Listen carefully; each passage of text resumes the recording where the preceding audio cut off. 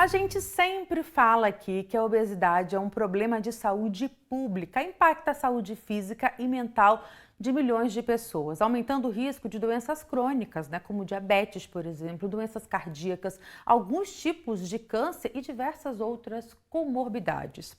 Hoje eu converso sobre a relação entre genética e obesidade com a geneticista Fernanda Ayala. Muito bom dia, doutora. Obrigada pela sua presença aqui no Edição Manhã. Imagina, prazer é meu. Obrigada. Tudo bem? Tudo jóia, doutora. Obrigada por estar aqui com a gente, inclusive aí nesse pós-feriado, que acaba sendo um feriado prolongado para muita gente. Sim, com Doutora, certeza. seguinte, a obesidade, ela tende a ser mais comum em famílias com histórico da doença e isso pode indicar uma predisposição genética? Isso mesmo. Então, quando a gente percebe que o indivíduo ele tenta fazer várias dietas e não consegue, né? Já é o primeiro indício que a gente pensa e fala, nossa, isso aí já deve ter uma predisposição maior para um acúmulo de gordura, uma transformação maior daquele acúmulo em outros tipos de armazenamento, como triglicérides, que a gente acaba vendo nos exames de sangue quando a gente faz. E isso chama atenção. Quando a gente vai estudar a história dele, nós, como geneticistas, a gente gosta da história, né? A história sempre é um indício de algum fator de risco que a pessoa tem. Seja ele para uma obesidade, para uma suscetibilidade ao câncer. No caso da obesidade, é bastante claro. Se a gente observar, então, tem os parentes, pode ter parentes mais distantes também, como uma doença complexa, a gente vê parentes de diversos graus de parentesco. E isso chama bastante atenção para nós. E nesse caso também é importante a gente falar, doutora, que o ambiente, é muito importante para quem tem já essa predisposição genética para ganhar peso. Explica pra gente isso. Então, quando nós identificamos que a pessoa tem uma dificuldade de ganhar peso, diversas dietas são feitas e não consegue modificar, a gente precisa então entender como que é o meio ambiente dela na metabolização dos organismos, dos nutrientes, dos macronutrientes. Primeiro, tem que saber que a dieta, ela não, a dieta para perder peso não é apenas diminuição do gasto calórico, mas sim entender os nutrientes que estão na alimentação e que eles são importantes. Se você restringir o seu gasto calórico para uma alimentação restrita em calorias apenas, não é fundamental. Tem que entender que cada micronutrientes, que são as vitaminas, são importantes. E para isso, a gente tem hoje em dia testes genéticos que a gente vê a nossa predisposição a metabolizar determinados tipos de alimentos, né? Por exemplo, carboidrato. Se você acumula mais carboidrato, você deve diminuir, então, a sua absorção. Se você acumula mais gordura, diminui. Então, a sua dieta vai sendo direcionada a isso. Hoje em dia, a gente sabe que tem genes consistentemente ligados à obesidade. Quer dizer o quê? A pessoa tem uma maior dificuldade de emagrecer. Além disso, a gente sabe que a obesidade não só está ligada com a dificuldade de armazenar mais gordura, mas sim com todo o meio ambiente, vários aspectos da pessoa, principalmente relacionados aos transtornos mentais.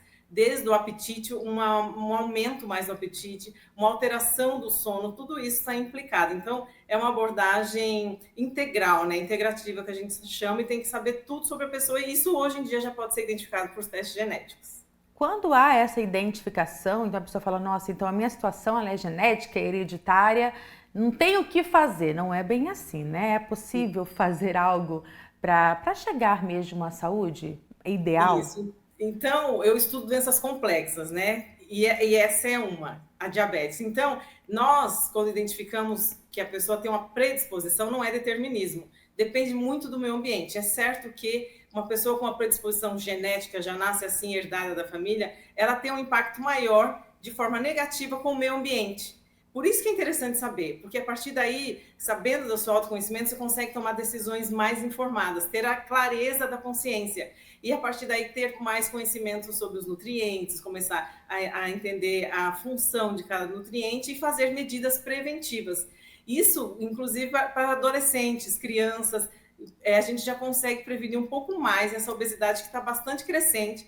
A gente sabe que em 13 anos, desde 2006 a 2019, houve um alarmante crescimento, cerca de 70%, quase comparado aos Estados Unidos.